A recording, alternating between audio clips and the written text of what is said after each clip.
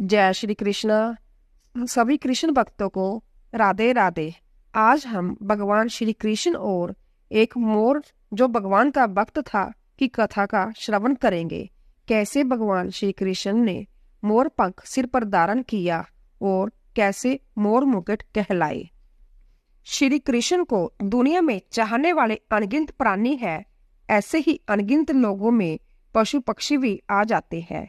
ऐसे ही एक पक्षी भी शामिल है, एक मोर। वह प्यारा सा मोर भगवान श्री कृष्ण का परम भक्त था। उस मोर को भगवान की ही भक्ति में लीन रहना अच्छा लगता था। एक दिन वह मोर उड़ता हुआ गोकुल पहुंचा और जाकर श्री कृष्ण के घर के बाहर खड़ा हो गया। वह मोर श्री कृष्ण की एक झलक पाना चाहता था। वह श्री कृष्ण का आशीर्वाद भी पाना चाहता था। वह प्रत्येक दिन कृष्ण जी के घर के आगे जाता और एक ही भजन गाता, मेरा कोई न सहारा बिना तेरे गोपाल सांवरिया, मेरे माँ बाप सांवरिया मेरे। अब हर दिन उसकी यह आदत बन गई थी कि उसको कान्हा के घर के आगे जाकर ही बैठना था। कृष्ण हर दिन बाहर आना जाना करते, लेकिन पता नहीं क्या हो जाता कि वह मोर को देख ही नहीं पाते थे। मोर हर दिन भजन गाता था, लेकिन श्री कृष्ण मानो जैसे उसके भजन को अनदेखा कर देते थे। अब वह मोर बहुत दुखी रहने लगा था।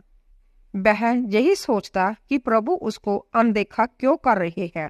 उसने ऐसी कौन सी बड़ी गलती कर दी जिसके कारण भगवान उससे नाराज है। अब पूरा एक साल बीत गया, लेकिन अब भी श्री कृष्ण ने मोर के भजन पर कोई प्रतिक्रिया नहीं दी।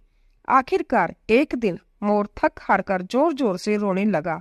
उसकी सिसकती आवाज को किसी ने भी नहीं सुना। तभी वहां से एक मैना गुजर रही थी। उसने देखा कि मोर जोरों से रो रहा है। वह मोर के समीप पहुंची और पूछा, क्या हुआ भाई, तुम रो क्यों रहे हो? मोर ने कहा, अब मैं तुम्हें क्या बताऊं बहन, दरअसल मैं बहुत दुखी हो गया हूँ। आज पूरा एक साल हो गया मुझे जहाँ आते हुए, लेकिन श्री कृष्ण ने एक बार भी पलट कर नहीं देखा मुझे। पता नहीं क्या गलती की है मैंने। मैना बोली, भाई तुमने कोई गलती नहीं की। मुझे पता है कि तुम बहुत दुखी हो। मुझे लगता है कि तुम्हारे दुख को राधा रानी ही दूर कर सकती है। चलो मैं तुम्हें राधा रानी के घर बरसाना ले चलती हूँ। फिर वह मोर और मैना बरसाना की ओर निकल पड़े। बरसाना पहुंचकर मोर और मैना राधा रानी के घर पहुंचे।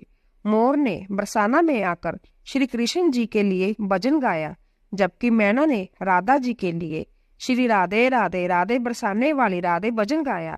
जैसे ही राधा जी ने कृष्ण जी का भजन सुना, वह भागी दौड़ी हुई बाहर आ गई। राधा जी ने मोर को अपने हाथ उठा लिया। वह मोर को सहलाते हुए प्यार करने लगी।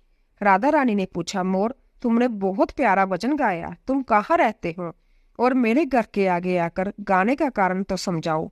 मोर बोला, राधा रानी मैं कृष्ण जी का भक्त हूँ। मैं एक साल से कान्हा जी के भजन गा रहा हूँ, लेकिन उन्होंने मुझे एक बार भी नहीं देखा। जहाँ तक कि जब मुझे प्यास लगी तो भी उन्होंने मुझे पानी तक नहीं पिलाया। ऐसा कहते ही वह मोर फिर से रोने लगा। राधा रानी ने कहा, प्यारे मोर तुम रो मत। अगर तुम्हें श्री कृष्ण का आशीर्वाद चाहिए तो तुम ऐसा करो कि तुम श्री कृष्ण के भजन की जगह राधा रानी का भजन गाकर देखो। हो सकता है यह सुनकर श्री कृष्ण खुद ही चलकर तुम्हारे पास आ जाए। मोर और मैना ने राधा रानी की बात को एकदम सही माना। अब वह द्वारा गोकुल की ओर चल पड़े। गोकुल में पहुंचकर मोर ने फिर से श्री कृष्ण के घर की ओर रुख किया, पर इस वर्ष कृष्ण जी का भजन गाने की बजाय मोर ने राधा रानी का भजन गाया, श्री राधे राधे राधे बरसाने वाली राधे। जैसे ही राधा रानी के नाम का भजन कृष्ण जी के कानों में पड़ा, श्री कृष्ण बाहर की ओर दौड़े। बाहर आते ही उन्होंने मोर को अपने हाथ में उठाया और प्यार से पूछा, प्यारे तुम कहाँ से आए हो? क्या तुम बरसाना गांव से आए हो जो राधा रानी का इतना प्यारा भजन गा रहे हो? मोर ने कहा, हे भगवान मैं तो गोकुल गांव से हूँ और मैं पिछले एक साल से आपके जहाँ आ रहा हूँ, लेकिन आपने मेरी तरफ गौर करके एक बार भी नहीं देखा।